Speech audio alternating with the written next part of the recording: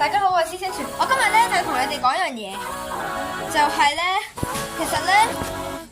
其實我 YouTube 咪有啲新人嘅，但係咧同你講一樣嘢，其實咧有一個新人咧，就有一個咧係有個歷史嘅一個來源㗎，即係我之前嘅舊片同我之前舊片有關嘅，即係我細佬俾一個爛仔陪我，即係嗰時咧咪真係我咪拍咗一條片咧，就係嗰條咩嘢嗰條咧。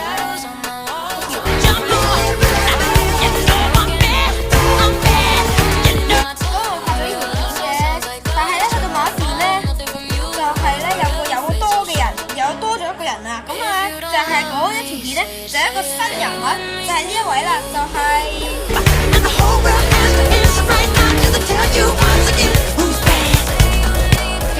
一個人咧，佢喺一條舊片嗰度之前係出現過嘅。咁呢個人咧，其實咧佢係有啲歷史，有啲歷史嘅。佢喺某一條舊片裏邊其實係出現過噶。咁咧，而家就送片俾大家睇啦。If you came here to kill me, clap your hands.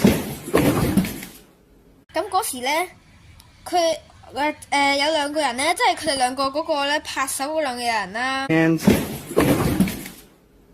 就係佢哋兩個，本身咧，佢哋係壞人，即係打劫嘅角色嚟嘅。但係咧，你應該見到啊，頭先應該有發現到噶，又係嗰一位啦，就係嗰個啊。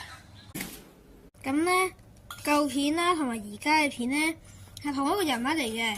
咁咧，你見到紅色嗰兩個圓圈嘅啦，其實就係圈住啊。其實有啲唔同嘅地方嘅，其實咧，但係都係同一個人嚟噶。